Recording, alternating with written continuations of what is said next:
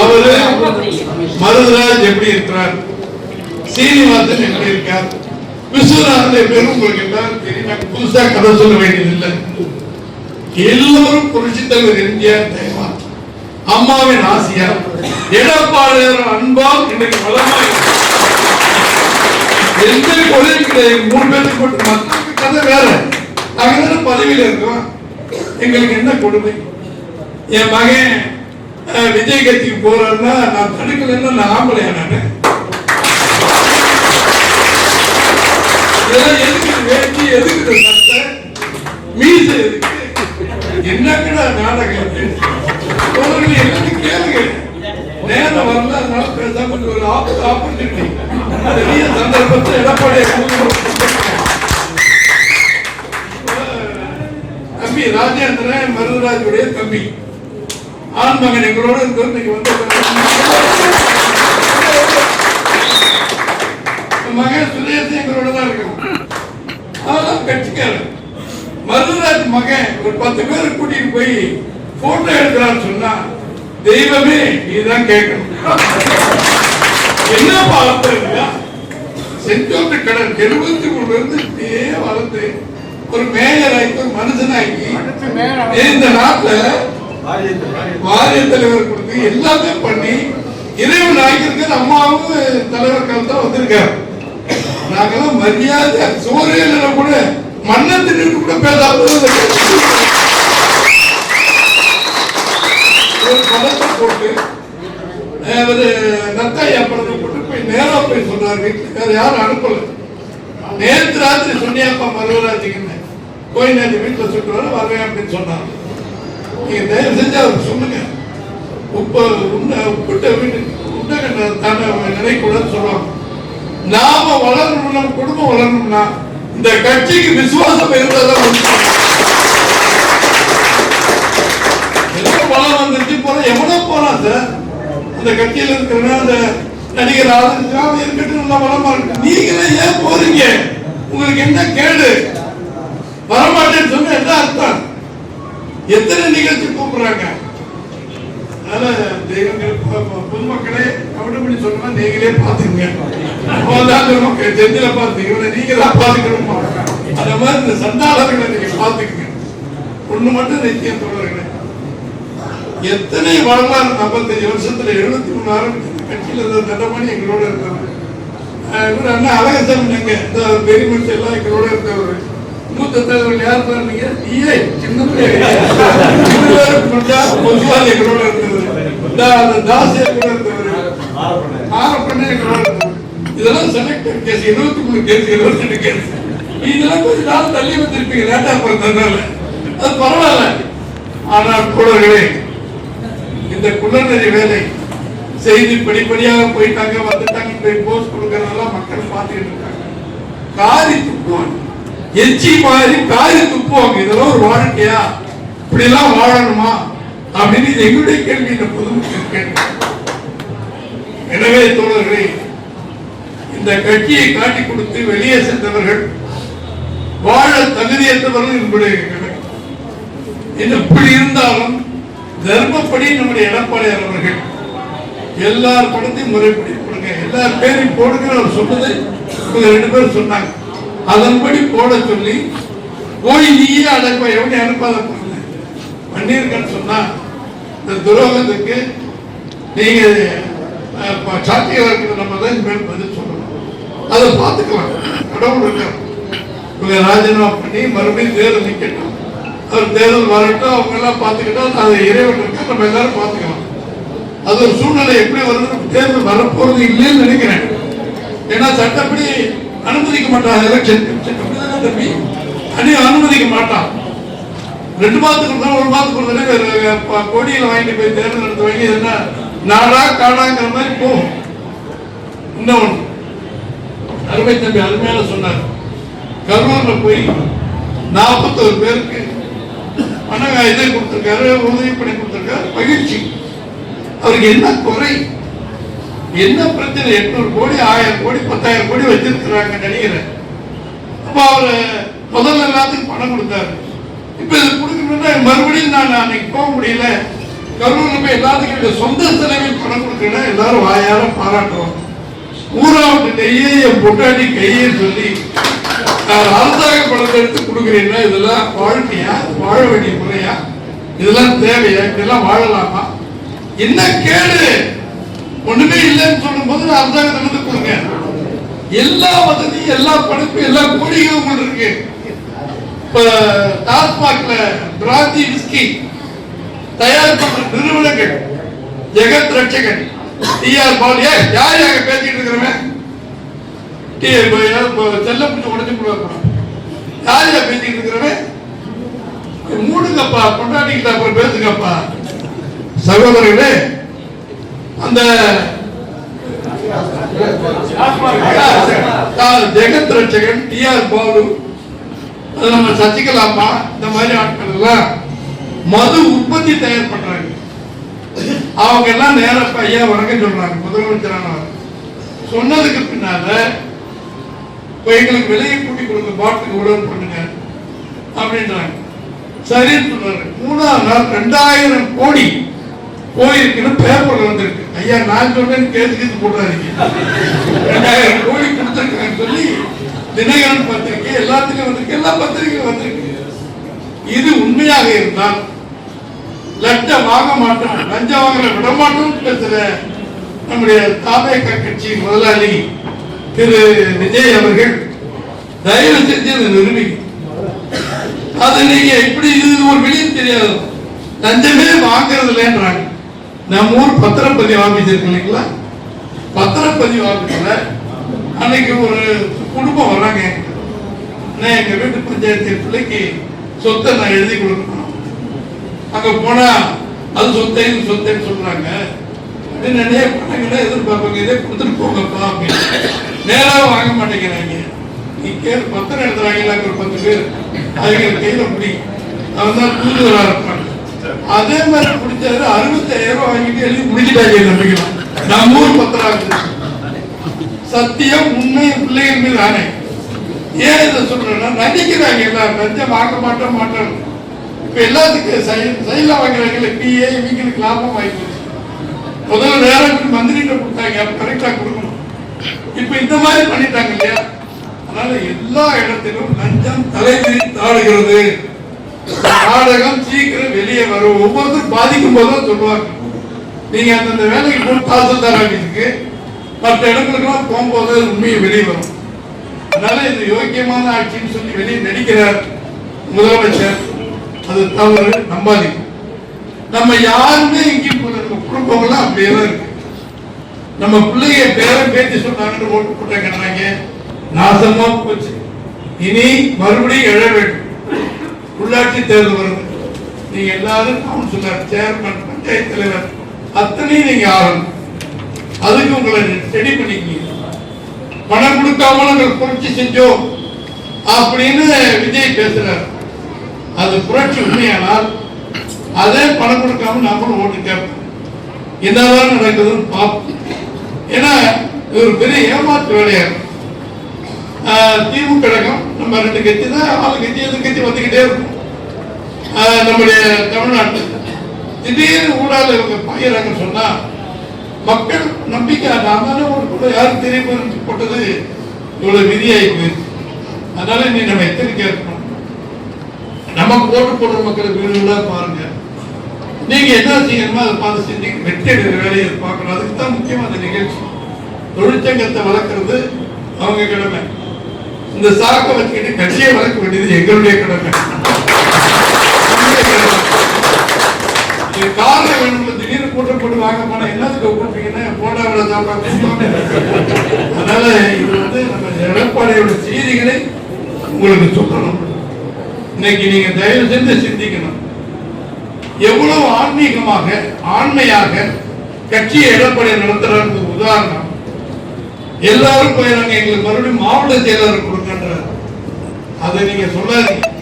மன்னிப்பு கேட்டீங்க, கொடுத்துட்டேன், மறுபடியும் வாங்க, என்ன உங்களுக்கு பதவி நியாயமா அதை போடுவேன். எல்லோருக்கும் இவருக்கு நம்ம நத்தையாவுக்கு துணை பொதுச் செயலாளர், நம்ம இவருக்கு வேலுமணிக்கு துணை பொதுச் செயலாளர், மற்றவங்களுக்கு அமைப்பு செயலாளர். இதெல்லாம் வேலை, ரோட்ல போடுற வேலை. அது அமைப்பு செயலாளர்னா எவ்வளவு பெரிய வேலை, கட்சியில முக்கியமான பதவி.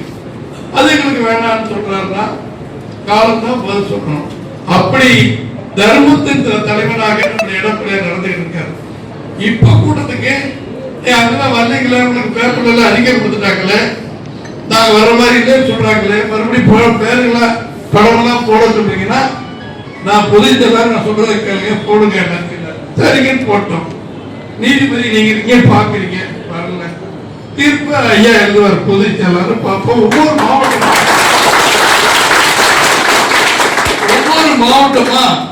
கூட்டம் நடத்தி 31 மாவட்டத்தை முடிச்சுட்டாரு. நாளைக்கு மறுபடியும் ஆரம்பிக்கிறார் ஒவ்வொரு மாவட்டம். அந்த 30ஆம் தேதிக்குள்ள தமிழ்நாடு முழுவதும் உள்ள மாவட்டத்தினுடைய கோரிக்கையில கேட்பார். சி.வி. சண்முகம் சொல்றார், பொதுக்குழுவை கூட்டு உன்னுடைய ஆண்மையை காட்டுங்கிறார். ஆண்மையை காட்டுறதுனால மிதுன்னு ஒரு பையன் வச்சிருக்காரு. ஆண்மை இருக்குது அவருக்கு, பையனோடு இருக்கிறார். ஆனா அவரு சொல்றாரு சி.வி. சண்முகம், பொதுக்குழு கூட்டு என்ன பண்றாரு, தலைவர் செயலாளர் பொருளாளர் ஒரு 5 பேர் பேசுவோம்.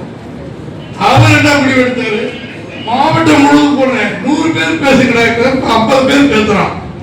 ராணிப்பேட்டை ஒரு மாவட்டம், அது 4 நாளைக்கு முன்னாடி நடந்துச்சு.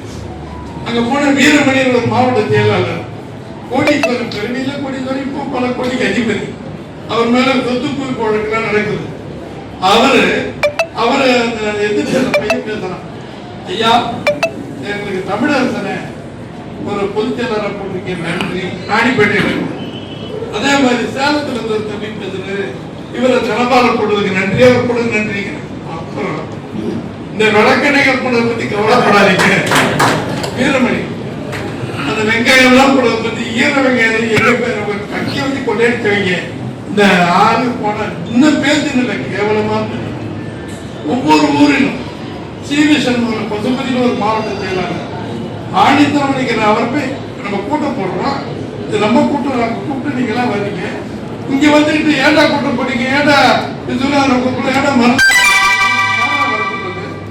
ஆம்பளை வந்து கேள்வி கேட்டு பேசலாம் இல்ல, வந்து பேசுறது தப்பு. சொன்னாலே சொல்றேன், மருதராஜன் வந்து எடப்பாடியார் தப்புன்னு சொல்லிட்டு பதில் சொல்லுவோம்.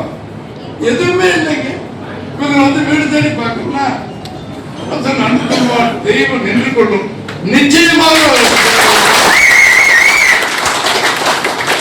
ஒவ்வொரு மாவட்டம் பிடிக்கிறான் சார்.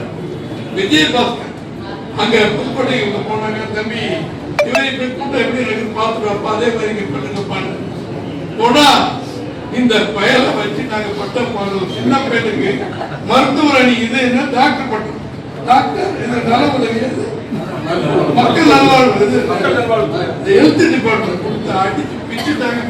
புதுக்கோட்டை மாவட்டம் பூரா கொஞ்சம் வந்து தாங்க எடுத்துக்கிட்டாலும் கிளசர் எடுத்துக்கிட்டாலும் சரி, அதை எடுத்துட்டாலும் இதை எடுத்தாலும் சரி, அவ்வளவு வைத்தியத்தை பண்றாங்க. இந்த போனவருடைய வழக்கு பரம செலவு ஆரம்பத்தில் எப்படி இருந்தார்கள், இன்றைக்கு எடப்பாடியை குறை சொல்லி போயிட்டு இன்னைக்கு எவ்வளவு வசதியா இருக்காங்க. இந்த சொத்தெல்லாம் எப்படி வந்துச்சு, எப்படி கொள்ளையடிங்க, எப்படி லஞ்சம் வாங்கினீங்கன்னு கண்டுபிடிக்கணும். எல்லாருமே சொத்து வழக்கு இருக்கு. ஏற்கனவே திரு விஸ்வநாதன் மேல சொத்து வழக்கு இருக்கு. வர வேண்டியவங்களுக்கெல்லாம் வந்துடும், அது நடக்கட்டும். நம்முடைய பணிகள் புரட்சி தலைவர் எம்ஜிஆரை நம்பி நம்ம வந்தோம், எங்களை மாதிரி ஆட்கள். அப்புறம் அவரையும் சேர்த்து அம்மாவை நம்பி நீங்க வந்தீங்க. இப்போ இந்த 10 வருடமாக 16க்கு பின்னால மாண்புமிகு எடப்பாடியார் நம்பி இருக்கிறோம். எடப்பாடியார் ஆட்சி கூட இருந்து பார்த்தவன் அமைச்சராக இருந்தவன். அம்மா அவங்க ஜெயலலிதா அம்மா, ஓபிஎஸ், அதுக்கு அடுத்த பெரிய பேர் அதே பொறுப்பை அதே சீனியாரிட்டி மாண்புமிகு எடப்பாடியார் அவர்கள் முதலமைச்சர் பொறுப்பேற்று அவர் அதுக்கு அடுத்து என் பேர், அதுக்கு அடுத்தா மற்றவங்க.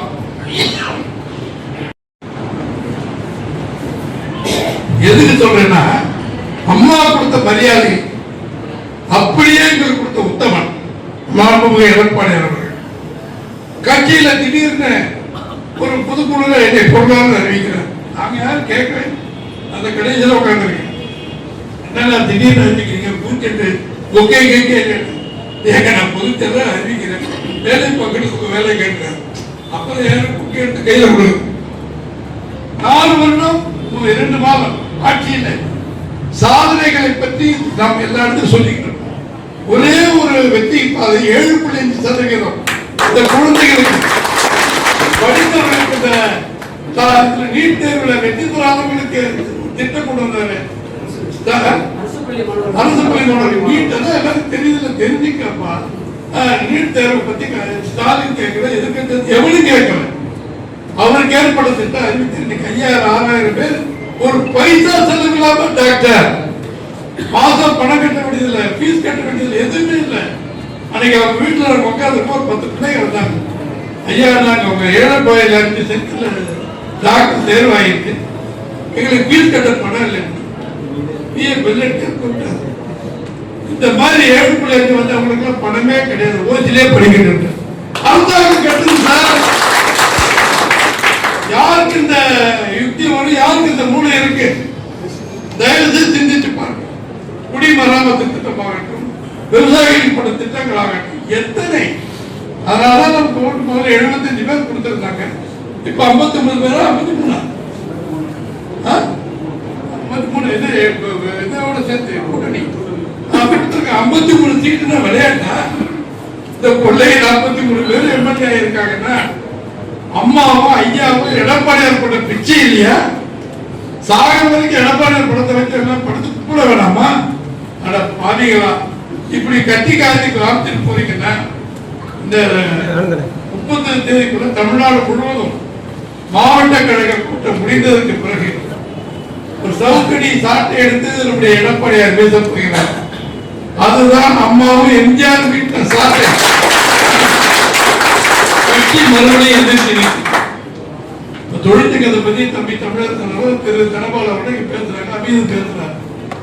இருக்கிற பிரச்சனை பல பிரச்சனை. நான் தான் தலைவர், நான் தான் மண்டல தலைவர் சொல்லுங்க.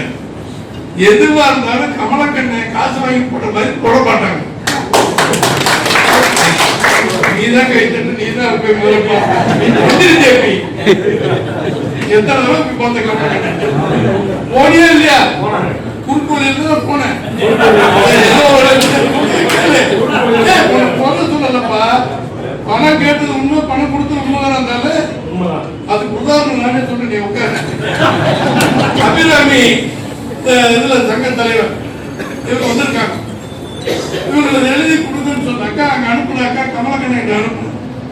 ஆனா என்கிட்ட கொடுக்காதீங்க, நான் சொல்றது இருக்கக்கூடாது, ஐயா நீங்களே பேரு.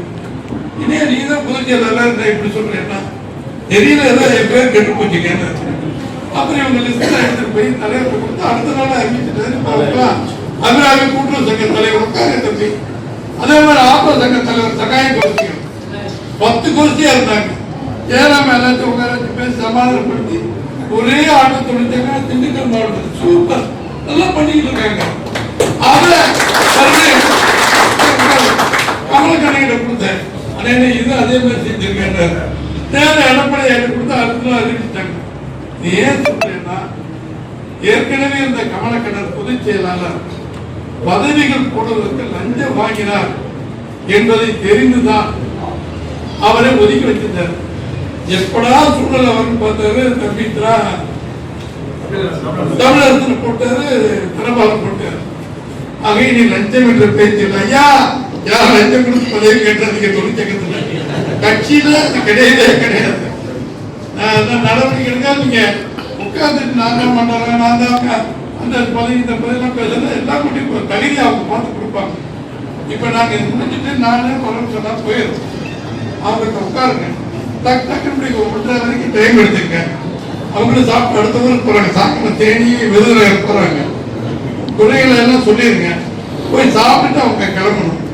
அதனால இந்த அளவுக்கு சிறப்பா நீங்க எல்லாம் வந்து நம்ம திண்டுக்கல் மாவட்ட பெருமையை நிலைநிறுத்திருக்க தொழிற்சங்கம் கட்சியை சேர்ந்து உங்கள் அனைவருடைய பாதைகளில் என்னுடைய பணிவான வணக்கத்தை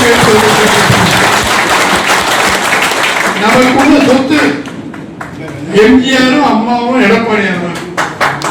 எடப்பாடியார் சிறப்பான நல்வழி கட்சியில் ஆட்சி நடத்தினார், கட்சியை நடத்திட்டு இருக்கிறார். அதனாலதான் நாங்கெல்லாம் கூட இருக்கிறோம். எந்த எதிர்பார்ப்பு இல்லாமல் அவர் சொல்லுகின்ற ஆணையத்தை மக்கள் பணியாற்றுவோம். வெற்றி நமக்கு வரட்டும்.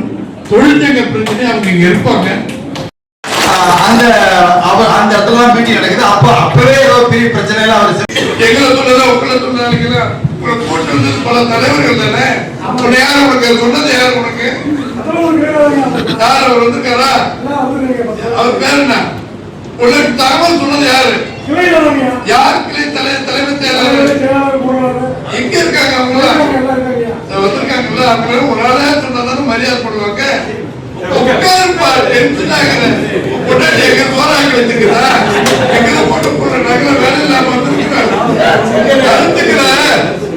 அதிகாரம் பண்ணாரு. குண்டு வளர்றதுக்கு வந்திருக்காங்கல்ல. கருத்துக்களை சொன்னதான் வந்தாங்க. கேட்டுக்க.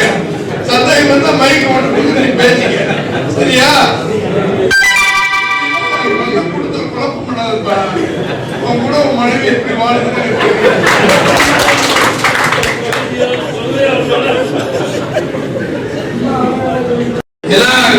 கடைசியில் வணக்கம் போடுற நேரத்தில் பல செய்திகள்.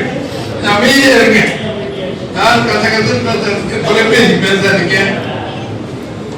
நம்முடைய அன்பான அழைப்பை ஏற்று அருமை மாநில பொதுச் செயலாளர் அருமை தம்பி தமிழரசன் அவர்களும், அருமை தம்பி தனபால் அவர்களும், அருமை தம்பி அப்துல் அமீத் அவர்களை சிறப்புரையாற்றினார். ஒவ்வொருத்தரும் 1.5 மணி நேரம் 2 மணி நேரம் பேசக்கூடிய தொழிற்சங்கத்தை பற்றி அந்த மகேந்திர இவர் நம்ம தனபால் அவர்கள் ஏறத்தாழ பொதுச் செயலாளர் வயசு 73 வயசு இருக்கின்ற எடப்பாடியார் வயசு இருக்கு. இவரு நம்ம ஐயா ராகவனுக்கு 68 மாப்பிள்ள உங்களுக்கு இவங்க 2 பேரும் எடப்பாடியார் ஜோடி. எனக்கு ஜோடி இருந்தாங்க. அதனால ஒன்றும் பிரச்சனை இல்லை. என்னத்துக்கு சொல்றேன்னா, இந்த ஒரு சூழ்நிலையில ஒரே கல்லில் 2 மாங்காய் ஒவ்வொரு மாவட்டமாக அனுப்பி கட்சியுடைய நிலை எப்படி இருக்கிறது, கழக தோழர்கள் எப்படி ஆர்வமாக இருக்கிறார்கள், பல பேர் அங்க போனா இங்க போனா டெய்லி செய்தி போடுறாங்களே, திண்டுக்கல் மாவட்டத்தில் எப்படி இருக்காங்க அப்படின்னு ஒரு தகவலை ரகசியமாக தெரிஞ்சுக்கிறதுக்கு தூதுவர்களாகவும், இன்னொரு பக்கம் தொழிற்சங்கத்தை வளர்ப்பதற்குரிய தூணாக ஒரே கல்லில் 2 மாங்காய். ஐயப்பா வந்துருக்கியா? சரி சரிப்பா, இருந்து உனக்கு வேண்டியது அப்புறம் பேசிக்கலாம். அருமை தோழர்களே, அருமையாக நம்முடைய சகோதரர் மரியாதைக்குரிய பொருளாளர் அமீத் அவர்கள் ஆரம்பித்தார். தம்பி தனபால் அவர்கள் அவருக்குரிய பணியிலே பாடலாம் பாடினார். எனக்கு அதிசயமா போச்சு. சக்கரவர்த்தி திருமகள் வந்து 60 வருஷம்.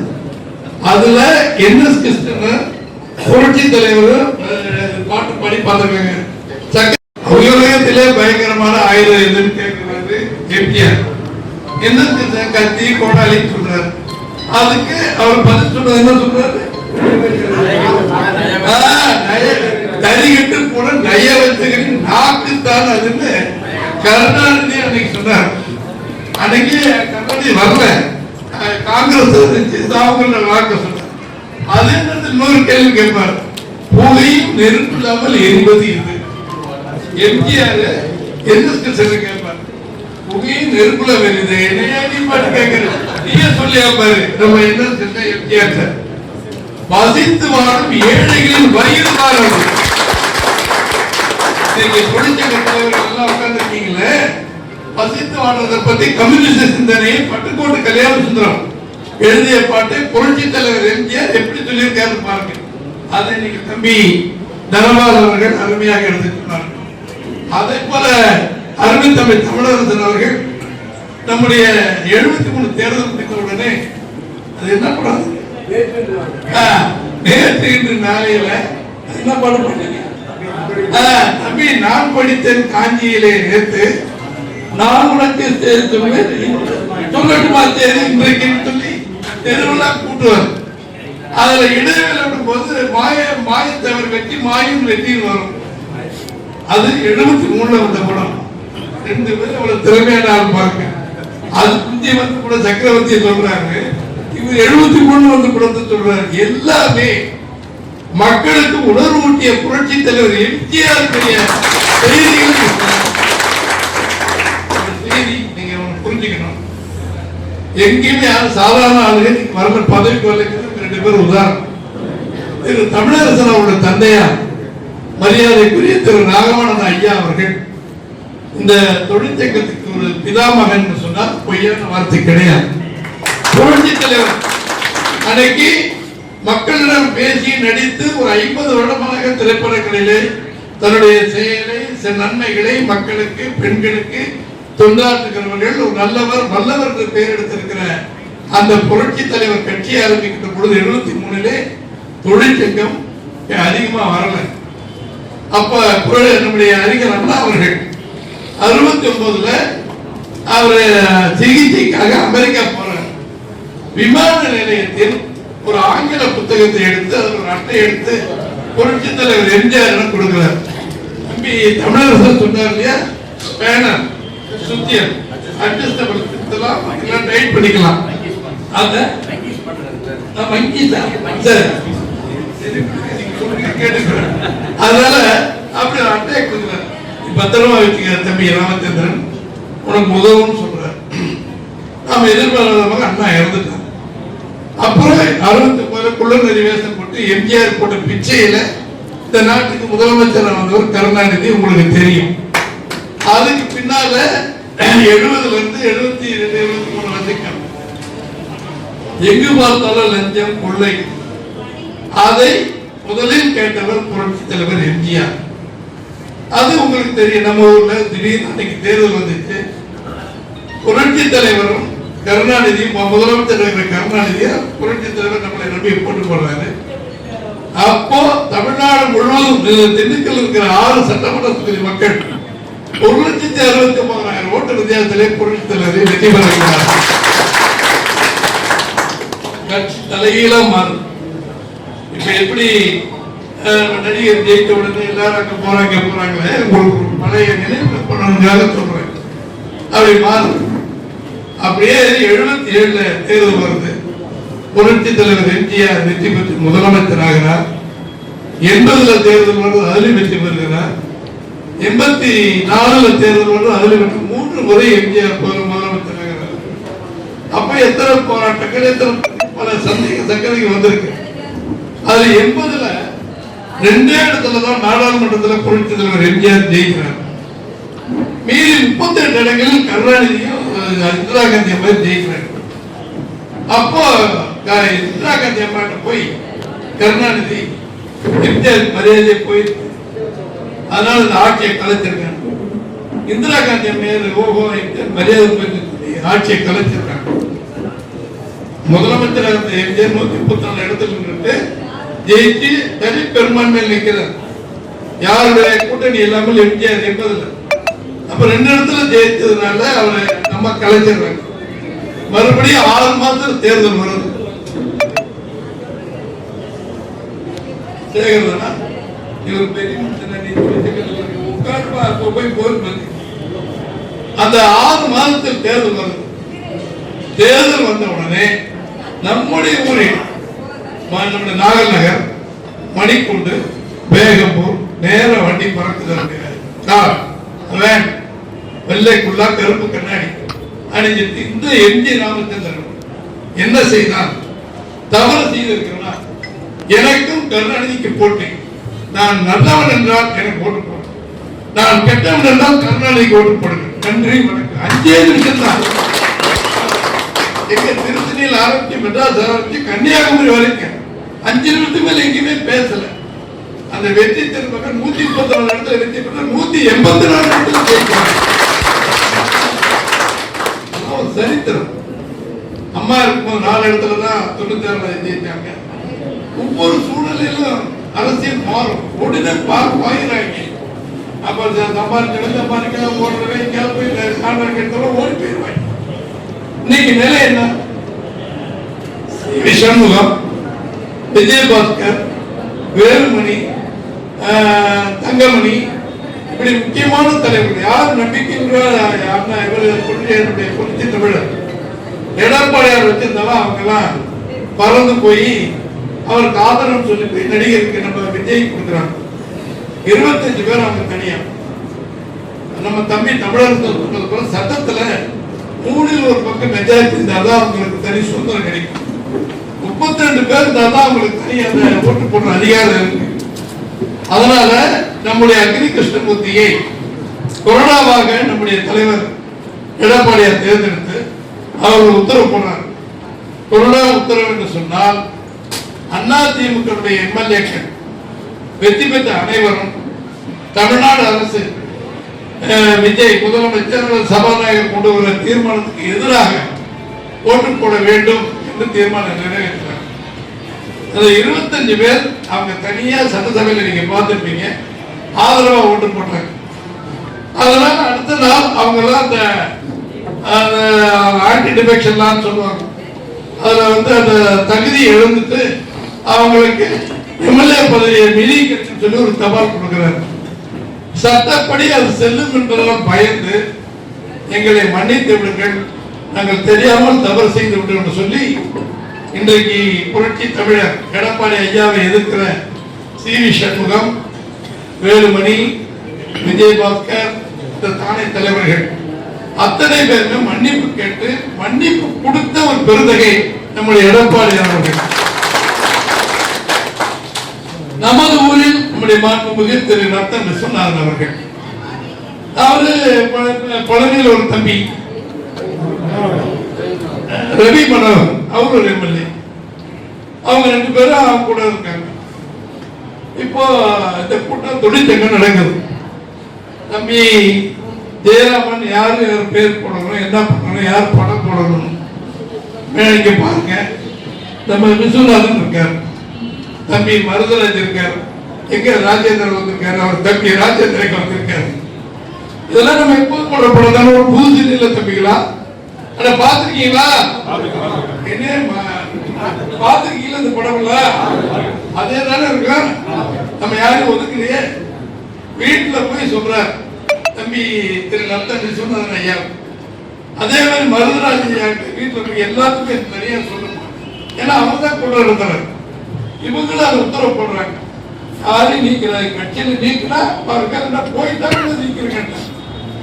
திரு தமிழர் சொல்றோம், திரு தனபாலம் 2 பேருக்கும் மரியாதை போய் கூப்பிட்டேன். மணி 12 ஆகுது, இதுவரைக்கும் வரல. இன்னும் வந்தா அது என்னங்கிறது அவர் முடிவு பண்ணிட்டு பொதுச் செயலாளர்.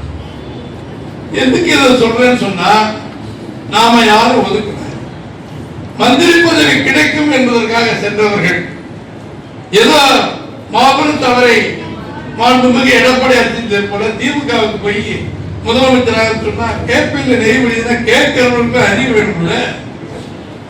எவனாவது போய் அப்படி பேசுவானா வைப்பானா? ஸ்டாலின் போய் என்ன முதலமைச்சராக சொல்லுவாரா? அவன் தான் ஏற்றுக்குவானா? இதெல்லாம் என்ன கதை விடுறாங்க? அதனால நாங்க வெளியே வந்துட்டோம். திருப்பி இல்லைன்னு சொல்லிட்டாருல, வாங்க மன்னிப்பு கேட்டீங்களே, வாங்கயா எம்எல்ஏ பதவி ராஜினாமா பண்ண போ, அதுக்கு என்ன சட்டம் இருக்குன்னு சொல்றாருல்ல. எல்லாத்துக்கும் எலெக்ஷன் கமிஷன் வந்து அத்தனை பேருக்கும் நோட்டீஸ் கொடுத்துட்டாரு தலைவர் எடப்பாடியார். அது சாதாரண விஷயமே இல்லை. என்ன நிற்பாங்க 2 மாதத்துக்கு ஒரு தடவை தேர்தல் நடத்தணும் ஆஜர்பட. என்ன காரணம்?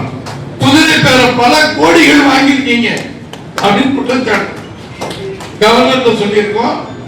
அவர்கிட்ட சொல்லி சட்டம் என்னவோ கடமையை செய்யும். நீ என்ன காலையில இருந்து பெரிய இது ஒட்டிக்கிட்டு என்ன யார் நீங்க? எந்த ஒரு வந்தல கூட வந்தல கூட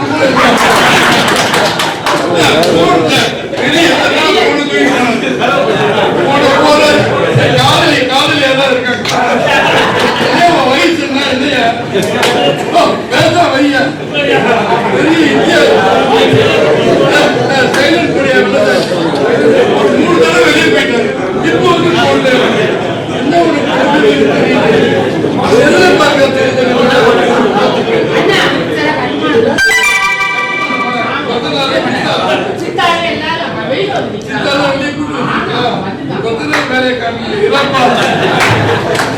கொஞ்சம் பேச வையா. என்ன உனக்கு முதல் போயிட்டு எங்களுக்கு வேலை இல்லையா? 3 தடவை வெளியே போறேன், இங்க வந்து போடணும். என்ன கட்டுப்பாடோட வந்ததை கொண்டு என்ன எப்படி இருக்கீங்க கேளுங்கப்பா.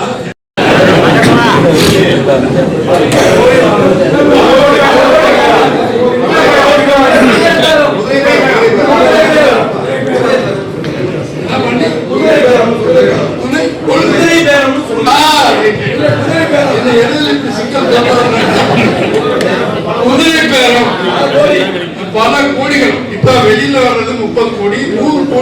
கோடி எல்லாம் பண்ணியிருக்காங்க.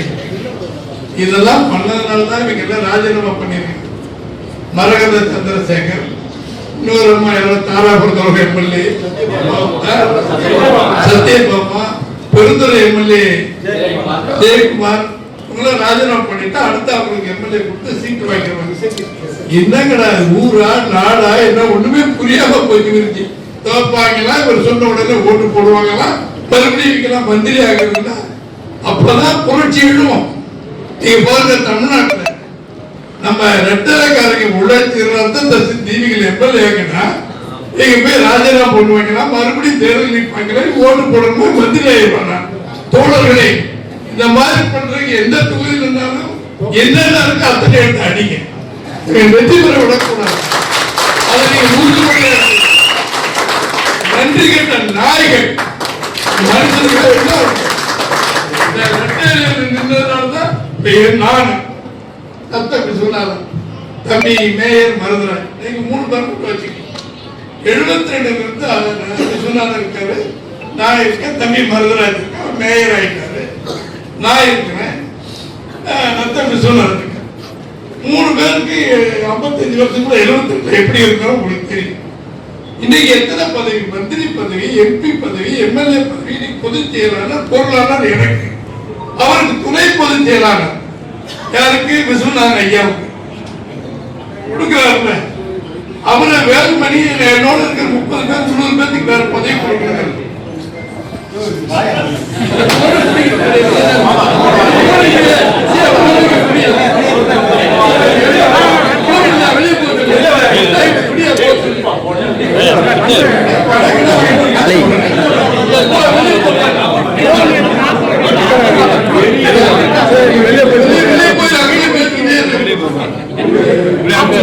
சித்தா மரம் சொல்ல போல இருக்கு, மணிக்கு வாழ் இருப்பாரு போல இருக்கு, வேலைக்கு உடனே நானு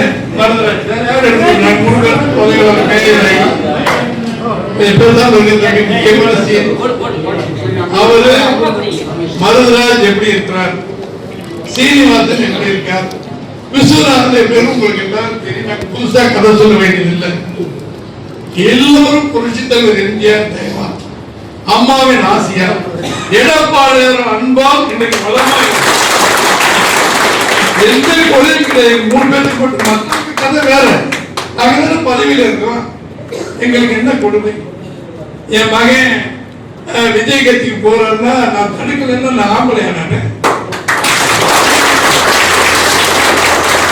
எதுக்கு வேட்டி, எதுக்கு சட்டை, மீசை எதுக்கு, என்னங்கடா நாடகம் எல்லாத்தையும் கேளுங்க. நேரம் வரல, அதனால பேசாம ஒரு ஆப்பர்ச்சுனிட்டி பெரிய சந்தர்ப்பத்தை எடப்பாடி தம்பி ராஜேந்திரன் மருதராஜுடைய தம்பி ஆண் மகன் எங்களோட இன்னைக்கு வந்து மகன் சுரேஷ் எங்களோட தான் இருக்கணும். அதெல்லாம் கட்சிக்காரன். மருதராஜ் மகன் ஒரு 10 பேரை கூட்டிட்டு போய் போட்டோ எடுக்கிறான்னு சொன்னா தெய்வமே நீதான் கேட்கணும். என்ன பார்த்தா செஞ்சோட்டு கடல் 73 இருந்து இப்படியே வளர்ந்து ஒரு மேயர் ஆகி ஒரு மனுஷனாகி இந்த நாட்டுல வாரிய தலைவர் கொடுத்து எல்லாமே பண்ணி இறைவன் ஆகியிருக்க அம்மாவும் தலைவர்கள் தான் வந்திருக்காரு. நாங்கெல்லாம் மரியாதை சோரியல கூட மண்ணை தின்னுட்டு கூட பேசாம ஒரு படத்தை போட்டு ஒரு நத்தாயா படத்தை போட்டு போய் நேரா போய் சொன்னார். வீட்டுல வேற யாரும் அனுப்பல. நேற்று ராத்திரி சொன்னியாப்பா மருவராஜுக்குன்னு போய் நேற்று வீட்டுல சொல்லிட்டு வரேன் அப்படின்னு சொன்னாங்க. நீங்க தயவு செஞ்சு அவருக்கு சொல்லுங்க. உப்பிட்ட வீட்டுக்கு உண்டை தானே நினைக்கூடாதுன்னு சொல்லுவாங்க. நாம வளரணும், நம்ம குடும்பம் வளரணும்னா இந்த கட்சிக்கு விசுவாசம் இருந்தாதான் வளம் வந்துருச்சு போற எவனோ போறான் சார். அந்த கட்சியில இருக்கிற அந்த நடிகர் ஆதரவு இருக்கட்டும், நல்லா வளமா இருக்கு. நீங்களே ஏன் போறீங்க? உங்களுக்கு என்ன கேடு? வரமாட்டேன்னு சொன்ன என்ன அர்த்தம்? எத்தனை நிகழ்ச்சி கூப்பிடுறாங்க? அதனால பொதுமக்களே கவனப்படி சொல்லணும், நீங்களே பாத்துக்கங்க. செந்தில பாத்துக்க, நீங்க தான் பாத்துக்கணும். அந்த மாதிரி இந்த சண்டாளர்களை நீங்க பாத்துக்கங்க. ஒண்ணு மட்டும் நிச்சயம் தோழர்களே, எத்தனை வரலாறு 45 வருஷத்துல 73 ஆரம்பிச்சு கட்சியில் இருந்த தண்டமணி எங்களோட இருந்தவர். இவர் அண்ணா அழகசாமி நாங்க இந்த பெரிய மனுஷன் எல்லாம் எங்களோட இருந்தவர். மூத்த தலைவர்கள் யார் பாருங்க, சின்ன பொதுவாக எங்களோட இருந்தவர், தாசியா கூட இருந்தவர், ஆரப்பண்ணே எங்களோட இருந்தவர். இதெல்லாம் செலக்டட் கேஸ், 23 கேஸ், 22 கேஸ். இதெல்லாம் கொஞ்ச நாள் தள்ளி வந்திருப்பீங்க, லேட்டா பிறந்ததுனால அது பரவாயில்ல. ஆனால் தோழர்களே, இந்த குளநெறி வேலை செய்தி படிப்படியாக போயிட்டாங்க, வந்துட்டாங்க. போய் போஸ்ட் கொடுக்கறதெல்லாம் மக்கள் பார்த்துக்கிட்டு இருக்காங்க. காரி துப்புவாங்க, எச்சி மாதிரி காரி துப்புவாங்க. இதெல்லாம் ஒரு வாழ்க்கையா? இப்படி எல்லாம் வாழணுமா அப்படின்னு எங்களுடைய கேள்வி இந்த பொதுமக்கள் கேள்வி. எனவே தோழர்களே, இந்த கட்சியை காட்டி கொடுத்து வெளியே சென்றவர்கள் வாழ தகுதியற்றவர்கள் என்பதை எப்படி இருந்தாலும் தர்மப்படி நம்முடைய எடப்பாடியார் அவர்கள் எல்லார் படத்தையும் முறைப்படி கொடுங்க, எல்லார் பேரையும் போடுங்க. அவர் சொன்னதை 2 பேர் சொன்னாங்க, அதன்படி போட சொல்லி போய் நீயே அடப்ப எவனே அனுப்பாத போகல பண்ணிருக்கன்னு சொன்னா இந்த துரோகத்துக்கு நீங்க சாட்சியாக இருக்கிற நம்ம தான் மேல் பதில் சொல்லணும். அதை பார்த்துக்கலாம். கடவுள் இருக்கார். இவங்க ராஜினாமா பண்ணி மறுபடியும் தேர்தல் நிக்கட்டும், அவர் தேர்தல் வரட்டும், அவங்க எல்லாம் பார்த்துக்கிட்டோம். அதை இறைவன் இருக்க நம்ம எல்லாரும் பார்த்துக்கலாம். அது ஒரு சூழ்நிலை எப்படி வருது, தேர்தல் வரப்போறது இல்லைன்னு நினைக்கிறேன். ஏன்னா சட்டப்படி அனுமதிக்க மாட்டான், எலெக்ஷன் தம்பி அனுமதிக்க மாட்டான். 2 மாதத்துக்கு 1 மாதத்துக்கு கோடியில் வாங்கிட்டு போய் தேர்தல் நடத்த வாங்கி என்ன நாடா காடாங்கிற மாதிரி போகும். இன்னொன்று அருமை தம்பி அருமையான சொன்னார், கரூர்ல போய் 41 பேருக்கு இதை கொடுத்திருக்காரு, உதவி பண்ணி கொடுத்திருக்காரு. மகிழ்ச்சி. அவருக்கு என்ன குறை, என்ன பிரச்சனை? 800 கோடி 1000 கோடி 10,000 கோடி வச்சிருக்கிறாங்க நினைக்கிறேன். அப்ப அவரு முதல்ல எல்லாத்துக்கும் பணம் கொடுத்தாரு. இப்ப இது கொடுக்கணும்னா மறுபடியும் நான் அன்னைக்கு போக முடியல, கரூர்ல போய் எல்லாத்துக்கும் சொந்த செலவில் பணம் கொடுக்கணும். எல்லாரும் வாயார பாராட்டுவோம். ஊராவுக்கு கையே என் பொட்டாட்டி கையே சொல்லி அரசாங்க பணத்தை எடுத்து கொடுக்குறீங்கன்னா இதெல்லாம் வாழ்க்கையா? வாழ வேண்டிய முறையா? இதெல்லாம் தேவையா? இதெல்லாம் வாழலாமா? என்ன கேடு? ஒண்ணுமே இல்லைன்னு சொல்லும் போது அரசாங்கத்திலிருந்து கொடுங்க. எல்லா வசதியும், எல்லா படிப்பு, எல்லா கோடிகளும் உங்களுக்கு இருக்கு. இப்ப டாஸ்மாக்ல பிராந்தி விஸ்கி தயார் பண்ற நிறுவனங்கள், ஜெகத் ரட்சகன், டிஆர் பால், யார் யாங்க பேசிட்டு இருக்கிறவன் செல்ல பிடிச்சி உடச்சு கொடுக்க யார் யா பேசிட்டு இருக்கிறவன்? மூடுங்கப்பா, கொண்டாடிக்கிட்ட அப்புறம் பேசுங்கப்பா. சகோதரர்களே, அந்த ஜெகத் ரட்சகன், டிஆர் பாலு, நம்ம சசிகலாமா, இந்த மாதிரி ஆட்கள் எல்லாம் மது உற்பத்தி தயார் பண்றாங்க. அவங்க எல்லாம் நேரம் ஐயா வணக்கம் சொல்றாங்க. முதலமைச்சரான சொன்னதுக்கு பின்னால எங்களுக்கு விலையை கூட்டி கொடுங்க, பாட்டுக்கு உடல் பண்ணுங்க அப்படின்றாங்க. சரின்னு சொல்றாரு. 3ஆம் நாள் 2000 கோடி போயிருக்குன்னு பேப்பர்ல வந்திருக்கு. ஐயா நான் சொன்னேன்னு கேட்டு போடுறாங்க. 2000 கோடி கொடுத்துருக்காங்கன்னு சொல்லி தினகரன் பத்திரிகை எல்லாத்துக்கும் வந்திருக்கு, எல்லா பத்திரிகையும் வந்திருக்கு. இது உண்மையாக இருந்தால் லஞ்சம் வாங்க மாட்டோம், லஞ்சம் வாங்கல விட மாட்டோம் பேசுற நம்முடைய தாவேகா கட்சி முதலாளி திரு விஜய் அவர்கள் தயவு செஞ்சு அதை நிரூபிக்க. அது நீங்க இப்படி இது ஒரு வெளியே தெரியாது, லஞ்சமே வாங்குறது இல்லைன்றாங்க. நம்ம ஊர் பத்திரப்பதிவு ஆபீஸ் இருக்கு இல்லைங்களா, பத்திரப்பதிவு ஆபீஸ்ல அன்னைக்கு ஒரு குடும்பம் வர்றாங்க. எங்க வீட்டு பஞ்சாயத்து பிள்ளைக்கு சொத்தை நான் எழுதி கொடுக்கணும். அங்க போனா அது சொத்தைன்னு சொல்றாங்க. நிறைய பணங்களை எதிர்பார்ப்பாங்க, இதே கொடுத்துட்டு போங்கப்பா அப்படின்னு. நேராக வாங்க மாட்டேங்கிறாங்க. நீ கேள்வி பத்திரம் எழுதுறாங்களா ஒரு 10 பேர், அவங்க கையில முடி, அவன் தான் தூதுவரா இருப்பாங்க. அதே மாதிரி பிடிச்சாரு 65,000 ரூபாய் வாங்கிட்டு எழுதி முடிச்சுட்டாங்க. நம்பிக்கலாம் நம்ம ஊர் பத்திரம் சத்தியம் உண்மை பிள்ளைகள் மீது ஆணை. ஏன் இதை சொல்றேன்னா, நடிக்கிறாங்க எல்லாரும் லஞ்சம் வாங்க மாட்டோம். இப்ப எல்லாத்துக்கும் சைல வாங்குறாங்கல்ல, பிஏ இவங்களுக்கு லாபம் வாய்ப்பு. முதல்ல நேரம் மந்திரிகிட்ட கொடுத்தாங்க, கரெக்டா கொடுக்கணும். இப்ப இந்த மாதிரி பண்ணிட்டாங்க இல்லையா? அதனால எல்லா இடத்திலும் லஞ்சம் தலைவிரித்தாடுகிறது. நாடகம் சீக்கிரம் வெளியே வரும். ஒவ்வொருத்தரும் பாதிக்கும் போதுதான் சொல்லுவாங்க, நீங்க அந்த வேலைக்கு போய் தாசில்தார் ஆஃபீஸுக்கு மற்ற இடங்களுக்கெல்லாம் போகும்போது உண்மையை வெளியே வரும். அதனால இது யோக்கியமான ஆட்சின்னு சொல்லி வெளியே நடிக்கிறார் முதலமைச்சர். அது தவறு, நம்பாதீங்க. நம்ம யாருமே எங்கேயும் போல, நம்ம குடும்பங்கள்லாம் அப்படியே தான் இருக்கு. நம்ம பிள்ளைய பேரம் பேச்சு சொன்னாங்கன்னு ஓட்டு போட்டாங்க, நாசமா போச்சு. இனி மறுபடியும் எழ வேண்டும். உள்ளாட்சி தேர்தல் வருது. நீங்க எல்லாரும் கவுன்சிலர், சேர்மன், பஞ்சாயத்து தலைவர் அத்தனையும் நீங்க ஆகணும். அதுக்கு உங்களை ரெடி பண்ணிக்கீங்க. பணம் கொடுக்காம நாங்கள் புரட்சி செஞ்சோம் அப்படின்னு விஜய் பேசுறாரு. அது புரட்சி உண்மையானால் அதே பணம் கொடுக்காம நம்மளும் ஓட்டு கேட்போம். என்னதான் நடக்குதுன்னு பார்ப்போம். ஏன்னா ஒரு பெரிய ஏமாற்று வேலையா இருக்கும். திமுக கழகம் நம்ம 2 கட்சி தான், ஆளு கட்சி எதிர்கட்சி வந்துகிட்டே இருக்கும். நம்முடைய தமிழ்நாட்டில் திடீர்னு ஊடால இவங்க பாயிறாங்கன்னு சொன்னா மக்கள் நம்பிக்கை ஒரு யாரும் தெரியும் போட்டது இவ்வளவு விதியாகி போயிருக்கு. அதனால நீ நம்ம எச்சரிக்கையா இருக்கணும். நமக்கு ஓட்டு போடுற மக்கள் வீடுகளா பாருங்க. நீங்க என்ன செய்யணுமோ அதை பார்த்து செஞ்சு வெற்றி எடுக்கிற வேலையை பார்க்கணும். அதுக்கு தான் முக்கியமா அந்த நிகழ்ச்சி. தொழிற்சங்கத்தை வளர்க்கறது அவங்க கடமை. இந்த சாக்கை வச்சுக்கிட்டு கட்சியை வளர்க்க வேண்டியது எங்களுடைய கடமை.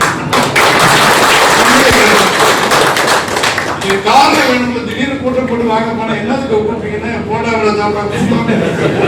அதனால இது நம்ம எடப்பாடியோட செய்திகளை உங்களுக்கு சொல்லணும். இன்னைக்கு நீங்க தயவு செஞ்சு சிந்திக்கணும். எவ்வளவு ஆன்மீகமாக ஆண்மையாக கட்சியை எடப்பாடி நடத்துறாரு. உதாரணம், எல்லாரும் போயிறாங்க, எங்களுக்கு மறுபடியும் மாவட்ட செயலாளர் கொடுக்கின்ற. அதை நீங்க சொல்லாதீங்க. மன்னிப்பு கேட்டீங்க, கொடுத்துட்டேன். மறுபடியும் வாங்க, என்ன உங்களுக்கு பதவி நியாயமா அதை போடுவேன். எல்லோருக்கும் இவருக்கு நம்ம நத்தையாவுக்கு துணை பொதுச் செயலாளர், நம்ம இவருக்கு வேலுமணிக்கு துணை பொதுச் செயலாளர், மற்றவங்களுக்கு அமைப்பு செயலாளர். இதெல்லாம் வேலை ரோட்ல போடுற வேலையாது. அமைப்பு செயலாளர்னா எவ்வளவு பெரிய வேலை, கட்சியில முக்கியமான பதவி. அது எங்களுக்கு வேணாம்னு சொல்றாருன்னா காலம் தான் பதில் சொல்லணும். அப்படி தர்மத்தின் தலைவனாக நம்முடைய எடப்பாடியார் நடந்துட்டு இருக்காரு. இப்ப கூட்டத்துக்கு அதெல்லாம் வரலீங்களே, உங்களுக்கு பேப்பர்ல எல்லாம் அறிக்கை கொடுத்துட்டாங்களே, நாங்க வர மாதிரி இல்லைன்னு சொல்றாங்களே, மறுபடியும் பேருங்களா படமெல்லாம் போட சொல்றீங்கன்னா நான் பொதுச் செயலாளர் நான் சொல்றதை கேளுங்க, போடுங்க. சரிங்கன்னு போட்டோம். நீதிபதி நீங்க இருக்கீங்க பாக்குறீங்க, வரல. தீர்ப்பு ஐயா எழுதுவார் பொதுச் செயலாளர். பார்ப்போம். ஒவ்வொரு மாவட்டமா கூட்டம் நடத்தி 31 மாவட்டத்தை முடிச்சுட்டாரு. நாளைக்கு மறுபடியும் கூட்டம் ஆரம்பிக்கிறார். ஒவ்வொரு மாவட்டம் அந்த 30ஆம் தேதிக்குள்ள தமிழ்நாடு முழுவதும் உள்ள மாவட்டத்தினுடைய கோரிக்கைகளை கேட்பார். சி.வி. சண்முகம் சொல்றார், பொதுக்குழுவை போட்டு உன்னுடைய ஆண்மையை காட்டுங்கிறார். ஆண்மையை காட்டுறதுனால மிதுன்னு ஒரு பையன் வச்சிருக்காரு. ஆண்மை இருக்கிறவருக்கு பையனோடு இருக்கிறார். ஆனா அவரு சொல்றாரு, சி.வி. சண்முகம் பொதுக்குழு கூட்டம் என்ன பண்றாரு, தலைவர் செயலாளர் பொருளாளர் ஒரு 5 பேர் பேசுவோம். அவர் என்ன முடிவு எடுத்தாரு, மாவட்டம் முழுவதும் போடுறேன், 100 பேர் பேசுகிறாங்க, 50 பேர் பேசுறான். ராணிப்பேட்டை ஒரு மாவட்டம், அது 4 நாளைக்கு முன்னாடி நடந்துச்சு. அங்க போன வீரமணி ஒரு மாவட்ட செயலாளர், கோடீஸ்வரன், பெருமையில கோடீஸ்வரன், இப்போ பல கோடிக்கு அதிபதி. அவர் மேல சொத்து குவிப்பு வழக்குலாம் நடக்குது. அவரு எதிர்த்து பையன் பேசுறான், ஐயா எங்களுக்கு தமிழரசனை ஒரு பொதுச் செயலாளரை போட்டிருக்கேன், நன்றி. ராணிப்பேட்டையில் அதே மாதிரி சேலத்துல இருந்து ஒரு தம்பி பேசுறது, இவரை தனபாலம் போடுறதுக்கு நன்றி, அவர் கூட நன்றி. அப்புறம் இந்த வழக்கடைகள் போடுறத பத்தி கவலைப்படாதீங்க. வீரமணி அந்த வெங்காயம் எல்லாம் போடுறத பத்தி, ஈர வெங்காயம் எங்க பேர் கட்சி வச்சு கொண்டாடிச்சவங்க. இந்த ஆறு போன இன்னும் பேசுன்னு கேவலமா. ஒவ்வொரு ஊரிலும் சி.வி. சண்முகம் பசுபதியில் ஒரு மாவட்ட செயலாளர் ஆணித்தரம் நினைக்கிற அவர் போய் நம்ம கூட்டம் போடுறோம், இது நம்ம கூட்டம், நாங்கள் கூப்பிட்டு நீங்க எல்லாம் வரீங்க, இங்க வந்துட்டு ஏண்டா கூட்டம் போட்டீங்க, ஏண்டா இது ஏண்டா மருந்து ஆம்பளை வந்து கேள்வி கேட்கிட்டு பேசலாம் இல்ல, வந்து பேசுறது தப்பு சொன்னாலே சொல்றேன். மருதராஜன் வந்து எடப்பாடியார் தப்புன்னு சொல்லிட்டு பதில் சொல்லுவோம். எதுவுமே இல்லைங்க. இவங்க வந்து வீடு தேடி பார்க்கணும்னா நன்கு தெய்வம் நின்று கொள்ளும். நிச்சயமாக ஒவ்வொரு மாவட்டம் பிடிக்கிறான் சார்.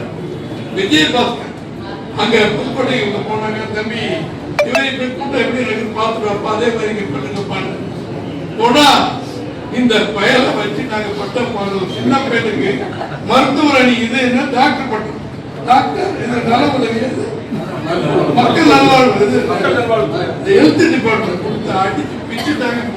புதுக்கோட்டை மாவட்டம் பூரா அவங்க எடுத்துட்டாங்க. எடுத்துக்கிட்டாலும் கிளசர் எடுத்துக்கிட்டாலும் சரி, அதை எடுத்துட்டாலும் இதை எடுத்தாலும் சரி, அவ்வளவு வைத்தியத்தை பண்றாங்க.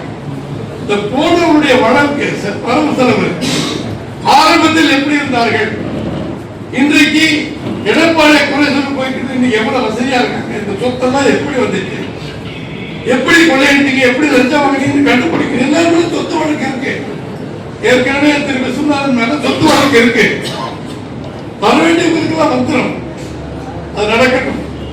நம்முடைய பணிகள் புரட்சி தலைவர் எம்ஜிஆரை நம்பி நம்ம வந்தோம். எங்கள் மாதிரி ஆட்கள் அப்புறம் அவரையும் சேர்த்து அம்மாவை நம்பி நீங்க வந்தீங்க. இப்போ இந்த 10 வருடமாக 16க்கு பின்னால மாண்புமிகு எடப்பாடியார் நம்பி இருக்கிறோம். எடப்பாடியார் ஆட்சி கூட இருந்து பார்த்தவன் அமைச்சராக இருந்தவன். அம்மா அவங்க ஜெயலலிதா அம்மா, ஓபிஎஸ், அதுக்கு அடுத்த பெரிய பேர் அதே பொறுப்பை அதே சீனியாரிட்டி மாண்புமிகு எடப்பாடியார் அவர்கள் முதலமைச்சர் பொறுப்பேற்று அவர் அதுக்கு அடுத்து என் பேர், அதுக்கு அடுத்தா மற்றவங்க.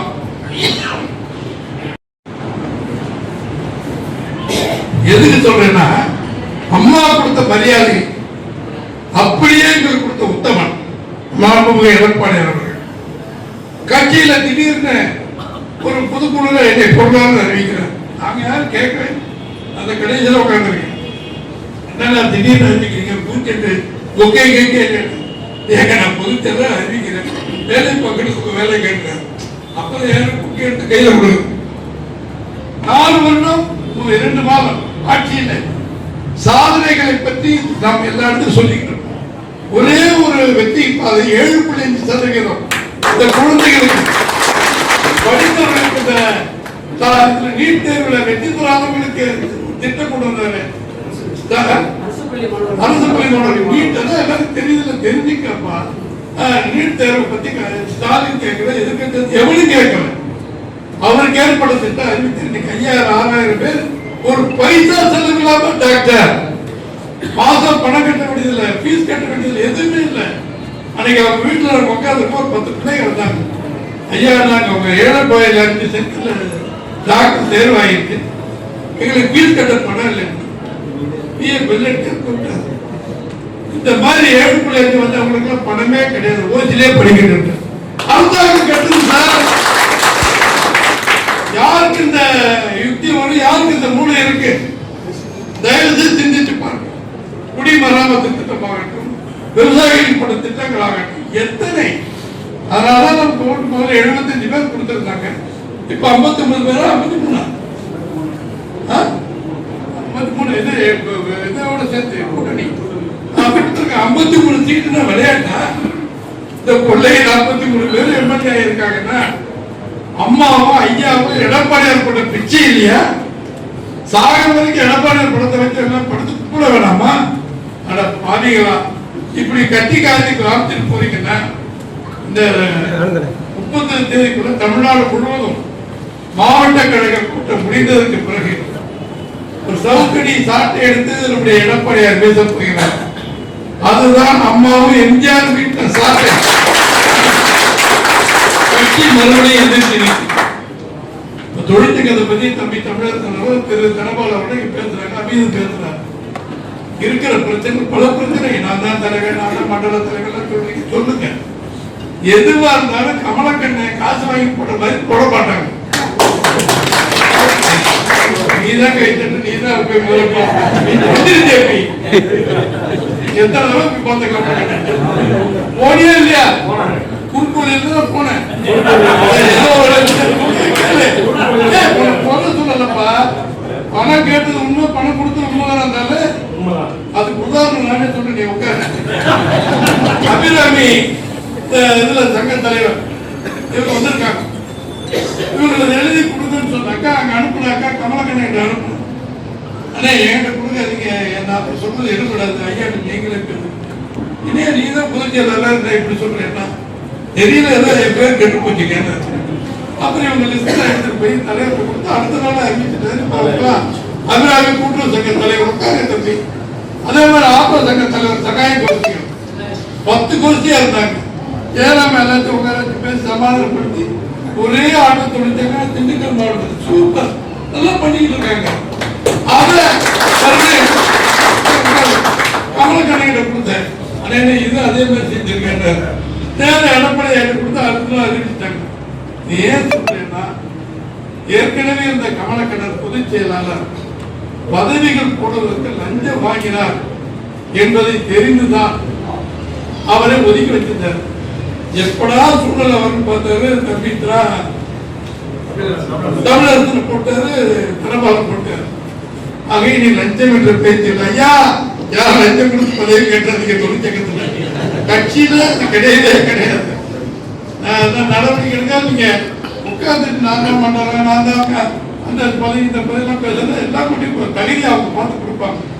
இப்ப நாங்க முடிஞ்சுட்டு நானே குரல் சொன்னா போயிடும். அவங்க உட்காருங்க, டக்கு டக்குன்னு ஒன்றரை வரைக்கும் டைம் எடுத்துங்க. அவங்களும் சாப்பிட்டு அடுத்த ஊருக்கு போறாங்க. சாப்பிட தேனி விருதுல போறாங்க. குறைகளை எல்லாம் சொல்லிருங்க, போய் சாப்பிட்டு அவங்க கிளம்பணும். அதனால இந்த அளவுக்கு சிறப்பா நீங்க எல்லாம் வந்து நம்ம திண்டுக்கல் மாவட்ட பெருமையை நிலைநிறுத்திருக்க தொழிற்சங்கம் கட்சியை சேர்ந்து உங்கள் அனைவருடைய பாதங்களில் என்னுடைய பணிவான வணக்கத்தை நமக்குள்ள சொத்து எம்ஜிஆரும் அம்மாவும் எடப்பாடியார். எடப்பாடியார் சிறப்பான நல்வழி கட்சியில் ஆட்சியில் நடத்தினார், கட்சியை நடத்திட்டு இருக்கிறார். அதனாலதான் நாங்கெல்லாம் கூட இருக்கிறோம். எந்த எதிர்பார்ப்பு இல்லாமல் அவர் சொல்லுகின்ற ஆணையத்தை மக்கள் பணி ஆற்றுவோம். வெற்றி நமக்கு வரட்டும். தொழிற்சங்க பிரச்சனை அவங்க இங்க இருப்பாங்க. அந்த இடத்துல மீட்டிங் நடக்குது. அப்பவே ஏதோ பெரிய பிரச்சனை